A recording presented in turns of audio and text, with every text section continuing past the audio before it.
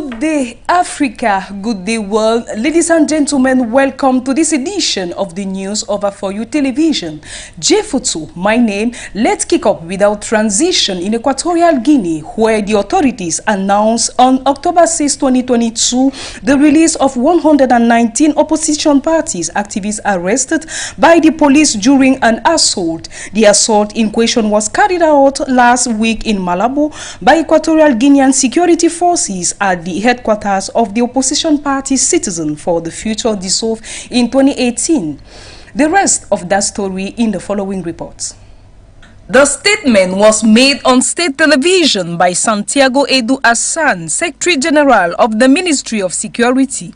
We have received instruction from His Excellency the President of the Republic to release the militants, including 53 residents in Malabo and 66 in Bata, the economic capital. No charge has been brought against them. If the President has pardoned these people, it is because of his humanism and because he is a supporter of peace, added the Secretary General of the Ministry of Security. In a statement released earlier this week, the Security Ministry said security forces deployed non-lethal means during the assault on the headquarters of the opposition party Citizen on the Future, adding that 4 militants died by inhalation of tear gas as well as a policeman during the operation. An operation that led to the arrest of 150 supporters, including that of the leader of the Citizen for the Future party, Gabriel C. Obiang, former military chief of staff of the head of state, Teodoro Obiangema Bazogo. The leader of the opposition party, Citizen for the Future, C. Obiang, has threatened in recent days to take to the street with his activists if the government does not allow him to participate in the legislative and presidential elections of November 2022. Still in West Africa, Ukraine Foreign Minister Dimitro Kuleba in Ivory Coast after Senegal to win the support of the African state after Russia invasion in its recovery process. His visit just 2 months after his Russian counterpart came calling. Take a wanna for more. It is his first call on the African soil 8 months after their country was invaded by Russia. Infrastructural, economical and many other damages the country has registered this far. To this effect, alone the country can't fully recover all that has been lost. Thus, there is the need to canvass for potential partners to help the country get back to its rails.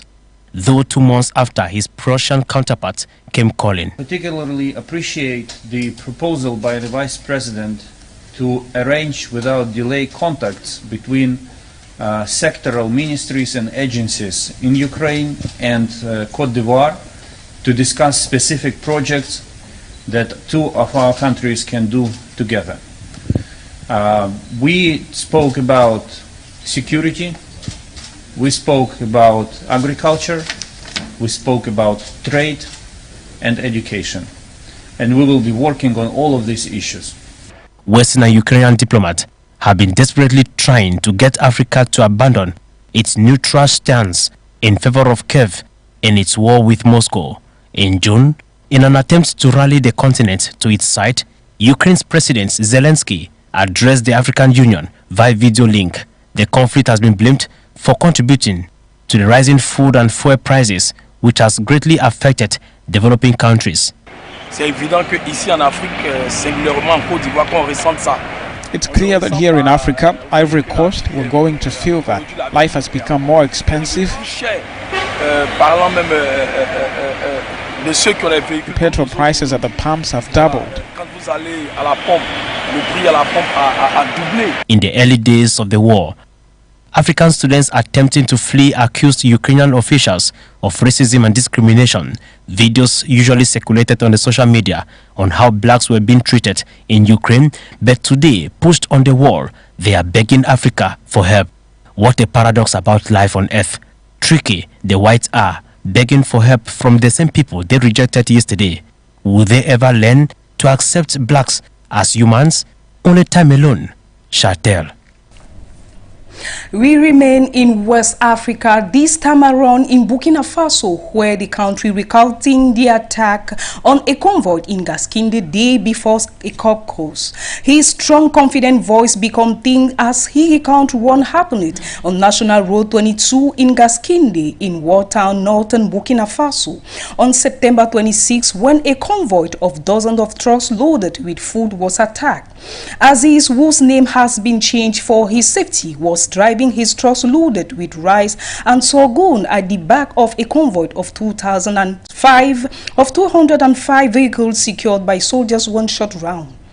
The attacks claimed by Al-Qaeda officially killed 37 people, including 27 soldiers. 70 trucks drivers remain missing, according to their union. Now we are in Lesotho in East Africa to talk about citizens went to the polls in a parliamentary election on Friday amid years of political instability, which lawmakers in the kingdom have failed to resolve. Dix Nabise tells us more. Lesotho citizens voted in a parliamentary election on Friday that political analysts said could see the ruling party lose power after years of political instability that the Southern African mountainous kingdom's lawmakers have failed to resolve. The election went ahead despite a deadlock in parliament on a whole gamut of major constitutional reforms that were meant to be enacted ahead of the vote in a bid to bring order to Lesotho's fractious politics. The All Basotho Convention ABC has ruled the country of 2.14 million people since 2017, but divisions within the party have given it 2 prime ministers over 5 years. Defections have left the party vulnerable to its opposition rivals, the Democratic Congress DC and the New Revolution for Prosperity RFP. Some voters who turned up early at the polling stations said they hope to influence a change of government. In 2020, the ABC leader Thomas Tabane stepped down as prime minister after being charged with the murder of his ex-wife. He denied all wrongdoings and the charges were later dropped. His successor Mosketi Majoro declared a state of emergency in August after lawmakers failed to pass constitutional reforms to amend the role of political parties, the appointment of senior officials and the role of the prime minister. The reforms were not meant to make Lesotho less prone to political logjams, but got struck into one themselves. Last month, Lesotho's highest court ruled the state of emergency unconstitutional. The ABC has selected another leader, former health minister, to contest for its ticket. Thank you, Dix Nabise, for this report that brings us without transition in Uganda to talk about health. The African Center of Disease Control and Prevention says Uganda will host a ministerial meeting next week on the Ebola virus outbreak, which has caused alarm in the East Africa region. Details in the following report. Acting Director Ahmed Ogwel told journalists on Thursday that the 3 countries that suffered the devastating West African outbreak of Ebola in 2014, 2016, Sierra Leone, Guinea and Liberia had also been invited to the October 12 meeting. The current Ebola outbreak in central Uganda has a 69% case death rate, which Ogwel called very high, and 4 health workers are among 10 people confirmed to have died of Ebola. There have been 43 confirmed cases. None has been in the capital Kampala. Ugandan scientists and their partners abroad are looking to deploy one of 2 possible vaccines against the Sudan strain, the WHO representative to Uganda told reporters Thursday. But there are only 100 doses for the vaccine from the Sabin Vaccine Institute, said Jonas Teguen Walden Mariam. Ogwel of the Africa CDC said health workers were exposed to Ebola at the beginning of the outbreak when we did not know what we were dealing with, and he dismissed the suggestion that the infection signaled the outbreak was getting out of hand. He said more than 860 active contacts have been listed and at least 78% of them are being monitored, a situation that has almost doubled from a week ago. The Africa CDC said it has procured 20,000 test kits that should arrive early next week for the region and it will ship stockpile of personal protective equipment next week. Uganda has had multiple Ebola outbreaks, including one of 2000 that killed more than 200 people. Ebola first appeared in 1976 in two simultaneous outbreaks in South Sudan and Congo, where it occurred in a village near the Ebola River, after which the disease is named. Still concerning the Ebola virus, the Biden administration will begin redirecting U.S.-bound travelers who had been to Uganda within the previous 21 days to 5 major American airports to be screened for Ebola, as public health officials sent an alert to healthcare workers.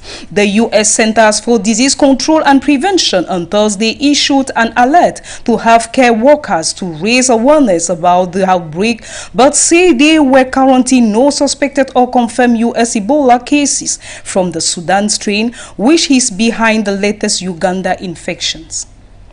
In Cameroon, with 190 deaths out of 4,612 for all combined in 2021, among the elderly of 108 deaths out of 907 for all causes combined among children under 5 years old. Malaria is proving to be the leading cause of death in the littoral region. Opportunity for the regional public health delegation for the Cameroonian littoral to hold an advocacy meeting on the distribution of long-lasting impregnated mosquitoes nets with representatives of the various sectors, so that they are better informed and equipped with the merits of which begins in the littoral on October 10th. It was October 6, 2022 on the banks of the Sanaga River in Edea town. Finally, we go to Egypt to talk about demands return of ancient Rosetta Stone. Prominent Egyptian archaeologists have renewed a call for the return of the Rosetta Stone from the British Museum to Egypt 200 years after the deciphering of the slab on Locket, the secret of the hieroglyphic script, and mark the birth of Egyptology. The archaeologists' online campaign has gathered 2,500 signatures so far and aims to tell Egyptians what has been taken from them, said Monica Anna, acting dean of the College of Archaeology in the Egyptian city of Aswan. The Rosetta Stone dates to 1096 before Christ and was unearthed by Napoleon's army in northern Egypt in 1799. It became British property after Napoleon's defeat under the terms of the 1810 Treaty of Alexandria. On that, we put a close to this edition of the News Over For You television. Keep watching the program. We continue. Chifutu, my name.